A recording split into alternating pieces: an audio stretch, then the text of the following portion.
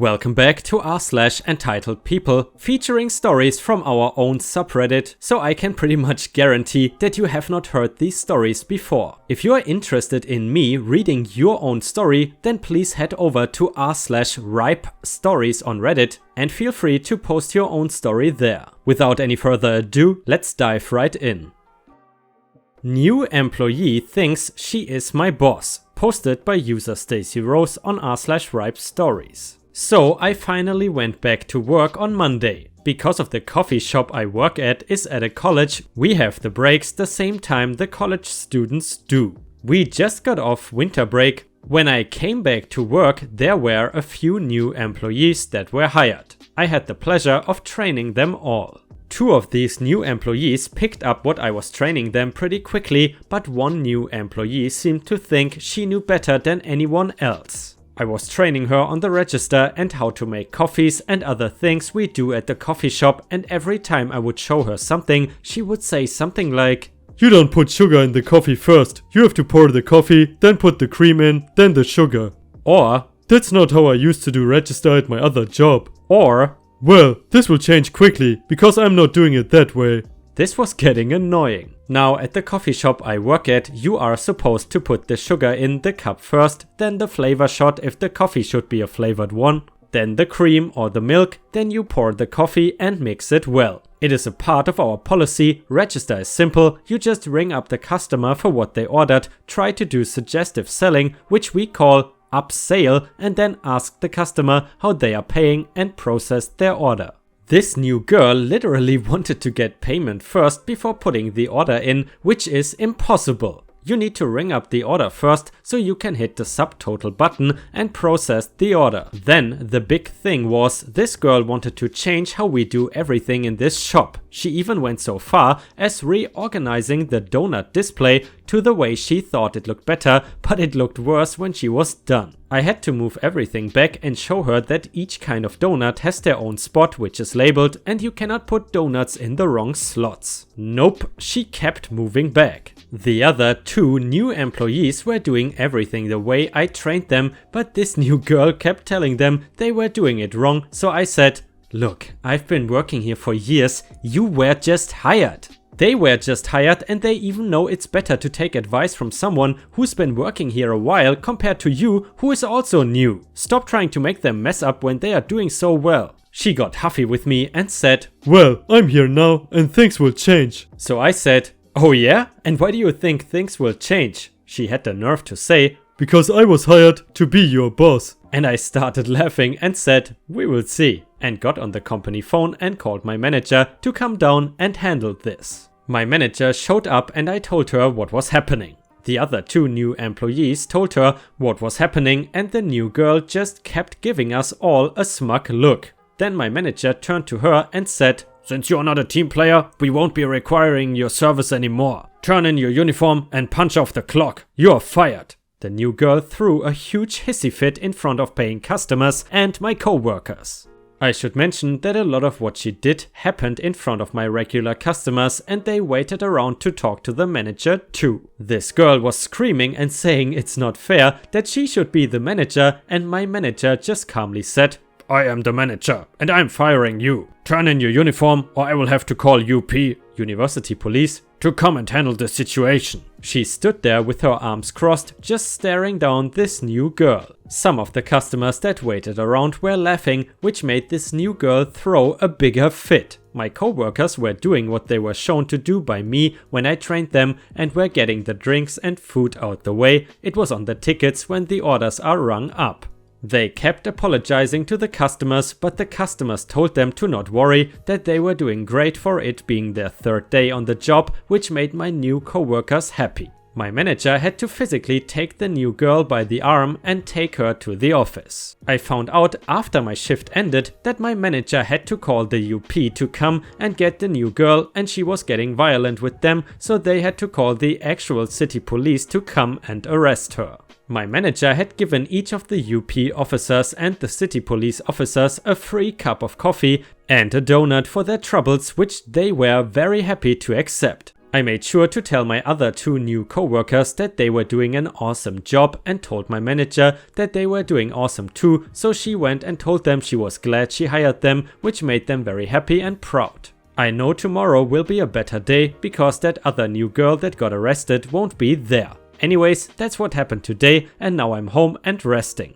Hope you all have a wonderful day. Gonna put this under the flare of entitled people since that new girl was entitled. I forgot to mention, thank you very much for posting this story, Stacy, on our subreddit r/ripe stories. And by the way guys, what are your favorite donuts? And where do you buy them? You know guys, it's actually funny, in some cities in Thailand, at least when I lived there in the past, people would always buy Krispy Kreme donuts in Bangkok and then take them on the airplane to other cities because they were so special and looked so good. That Krispy Kreme bag was basically a fashion accessory. I'm not even kidding. The new car, posted by user voiceofafo. Hey Ripe, I was just recalling an entitled parent situation from my life and I thought I would share. You are of course free to use any of my stories. This happened back when I was in college and still living on campus, so around 1983. I lived in the dorm while attending a local college. This meant I could go home by riding the city bus and also that I still had a lot of contact with my parents. This was by choice, so I guess that makes me an atypical college student. Anyways, in '83 my folks decided to replace the family car. I never heard anything about it. The first I knew was when they pulled up in a new car to pick me and my stuff up. I'm guessing it was at the end of the school year. 2 things that is important to know. First, that it was not that uncommon for my needs not to be fully considered. This was part of a pattern of emotional child abuse going back to when I was a toddler. And second, everyone in my family was tall. As an adult, I literally stared at the tip of my father's nose and at my mother's hairline. So it was fair to say I was right in their height range. I had issues with the car the moment that I took my usual place in the back seat. See, I had a very unwelcome and unsafe headrest. That headrest was the slope of the rear window. Sitting properly upright so that my seatbelt was secured properly, the top rear of my head rested against the glass. I am tall, they are tall. Did it occur to one of them to try sitting in the back seat? Of course not. When I voiced my objection, they literally stated it had never occurred to them. The problem was they had leased the car, it was not bought outright. I don't know anything about leasing or how hard it would have been to get out of the lease once having discovered it was unsafe for their daughter, but they were apparently fine with me riding in a back seat with my head against the glass. I only thank God we were never rear-ended. Did they really need me in the ER with a concussion or worse from having my skull cracked against the glass to have finally understood what I was complaining about? And that is the story of the new car and why I never felt safe riding in the backseat. Thank you very much for the story, Voice of AFO. Unfortunately, it is hard for me to imagine to be that tall because I am only about 5'8". And by the way, how tall are my Ripe stars? Let us know in the comments. Not all superheroes wear capes. Posted by user Sunbronzed Aussie on our subreddit r/Ripe Stories. Posted by user Mama-san on our own subreddit. Now, I posted this a while ago, but was talked, or rather nagged, into resubmitting it again. Just to clear up some facts, this all happened when I was doing my rotation as an ER doctor, still had my training wheels on then. This is my first and probably only post, and it may be a tad long, so sorry for that. After reading a post here, I was reminded of a familiar situation I had found myself in a few years ago and thought someone might enjoy taking a minute or so to read about it. The cast is me, female, 20-ish, John, not his real name, and my hero, EW and EM, entitled woman and entitled man. And so to the meat of the story. I live in an apartment block consisting of 3 one-bedroom apartments and 3 two-bedroom apartments with undercover parking for 1 car for the 1-bedroom and 2 spaces for the 2-bedroom apartments. There are also other parking spaces for the residents, but they are not undercover. I was at uni at the time and had been renting a 1-bedroom apartment for about 3 years, and as I did not have or need a car, I did not use my allotted space. My uni was just a short walk down the road and the buses and trams passed right by my front door, so being without a car was no inconvenience. Also, living in one of the apartments was a middle-aged couple, mid to late 40s I guess. These two are the entitled beasties. And they would use my parking space on the proviso that if I needed it, I would let them know and I would use it. Sometimes friends or my aunt would stay with me overnight or for a weekend. There was never any sort of problem until it became necessary for me to buy a car because I had to attend a campus at another location to do my doctorate and internship. Now I needed to use my space and did not think it would be an issue. After all, the couple seemed reasonable, right? They would understand, right? Not bloody likely. It all came to a head one day when I came home after putting an 18-hour day and all that was on my mind was a hot bath and a wine or several. I drive into the car park and lo and behold, there is the entitled couple's car in my spot. Great, just what I need. The wife is taking stuff out of the boot, trunk to my American cousins, and the hubby is getting stuff from the back seat. When I walked up to them, I asked how long they were going to be because I need to park my car. They looked surprised as hell that I would want to use my own spot, and the wife told me to use the other parking bays at the rear of the complex. She said that they have already parked and that was that. I told them that that wasn't okay and that they had to move their car. The battle axe got right up in my face and practically snarled that it was their spot now and there was nothing I could do about it. I was more than a little shocked at the vehemence of her reaction, and when I did not back down, she took a swing at me with her handbag that caught me on the side of my face. As I was picking myself up, she grabbed a handful of my hair, at which point I screamed because it felt like she was trying to tear the hair out, roots and all. Enter my hero, John. John did the maintenance around the building and we were friendly. He would have a coffee with me occasionally and always had a smile for everyone he spoke to. This particular day I had seen John on a step ladder installing new CCTV cameras near the building's front entrance. This was about 30 meters from where I was. I was trying to stand up and to disengage EW's hand from my hair when a hand came from nowhere, grabbed EW's claw and bent her thumb back. Instantly her grip let go and she dropped screaming to her knees. Oh, my hero. Now the husband tried to intervene by taking a swing at John, but John just dodged the punch and gave the EM a push that sent EM sprawling. By the way, just to quickly chime in, I think I just bit on my tongue, so I apologize in advance if some parts of the video sound weird. Anyway, so here I am, bawling like a baby, EW is on her knees howling like a banshee, and EM is on his butt looking a bit dazed. John has his arm around my shoulders trying to calm me down, and the couple are screaming that they are going to call the police, they are going to sue, yada yada yada. My hero just takes out his phone and calls the police himself, saying that there has been an assault. EW and EM are just about crowing that my hero was going to jail and they were going to sue him for everything he owns. 2 police cars came with about 6 officers and they separate us for our statements. No surprise that EW and EM's version of the events are way different from ours. I saw John talking to the senior officer and he was pointing at the cameras he had been working on, and the 2 of them went inside to check the footage, I guess. A few minutes later they come out, the sergeant shakes John's hand and then orders the constables to handcuff the couple. OMFG. If looks could kill, I could only grin like I had won the lotto. John took me up to my apartment and made me a cup of tea. Standard Aussie practice for shock, but I did not have the heart to tell him I hate tea. And he called my aunt who drove 2 hours to look after me. John stayed that whole time, holding my hand and telling me that everything will be okay. When I was somewhat lucid and had my wits about me, I asked John where he had learned to handle himself so well. Eventually I had managed to coax out of him some of his life story, but not much. As it happens, that when he was a young man in the 70s, he was in the army for a number of years and was a member of my country's elite airborne regiment. Some things you just never forget, was what he said. He seemed embarrassed by telling me even that. I learned more about him over the years. Why? because now John is my most awesome uncle, as he and my aunt hit it off from the word go.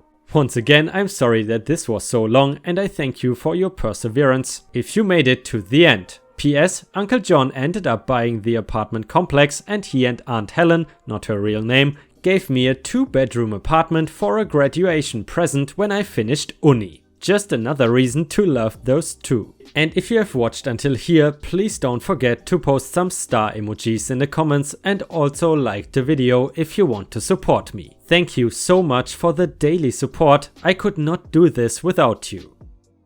And the last one was posted by user Mama-san and is titled A History Lesson for EK. Ripe has permission to use this story. Okay, I am an older, idiot, white, entitled diva. This happened back when Mississippi was arguing over the state flag being racist. I was working part-time at a drive-in restaurant and most of my co-workers were teens. As most teens do, they were complaining that their teachers had given them extra work about the state flag. One young teen girl of color was ranting about the rebel flag in the corner of the state flag was a symbol of slavery. Also, anybody who did not agree with her was a dumb hick. Now, the restaurant staff was a mix of all races. I noticed most of them were looking anywhere than at her. They were even starting to look like they wanted to bolt. I may be entitled, but I have a protective maternal streak. This bossy ranting girl was about 5 foot 3 inches. Every other co-worker was taller than her, however, not one person wanted to try to calm her down due to fear of being called a racist. I had enough of her mouth, and even though I was one of the tallest there at 5 foot 9 inches, I stayed seated and said to her that the rebel flag in the corner of our state flag was not the flag of the Confederate States, but was a battle flag created by the soldiers to keep the troops from running to the wrong flag during fighting. The Confederate flag had only flown during times of slavery just until the North won. Our USA flag had been flying over slavery since it began in our country. Furthermore, when Lincoln first freed the slaves, he only set free the ones in the South. And the Confederate Army had a black division. She blew up. She was so loud that a passing police car slowed down to see what we were doing. With slightly panicked cheesy grins, we all waved hi to them and they drove off. In the sudden quiet, I told her to ask her history teacher if I was wrong, and should I be wrong about any part of what I said, I would go to her history class and apologize to her in front of her entire class, and if I was wrong about most of it, I would apologize to her in front of the entire school. With a proud smirk, she agreed. We parted ways and I looked at the shift sheet and saw our next shift was to be mid-week. The middle of the week came and the teens began showing up for work. She normally came a bit before her shift started, where she could chat with her friends and share the latest gossip. She barely made it for her shift, and when not smiling for customers, she looked like someone had run over her pet. Finally, we had a lull where we could catch up on spot cleaning and restocking. During this, all our co-workers just stared at her. When I was done with my restocking, I asked her, when do I come to her school to apologize? She broke down in tears and quietly said I was right about everything I said, and now her teacher was making everybody in the class write a report about what I told her, and she had been assigned the battle flag. I could have gloated or held it over her head, but my damn maternal streak kicked in. I told her where to get the best information about the flag and helped her write her report, telling her and our co-workers that it was my fault she had extra schoolwork, and if she wanted, I would go chew out her history teacher. After that, my teen-workers became friends to me. Moral: to defeat an enemy, make them a friend. Let me know if you would like more stories of my younger entitled days. Thank you very much for posting the story, Mama-san. But unfortunately, we reached the end of the video. I hope you enjoyed the content today, and if you did, please don't forget to like the video to help me out and push YouTube to recommend my video to new viewers. I hope you have a fantastic day, and I see you again tomorrow. Thank you so much for watching.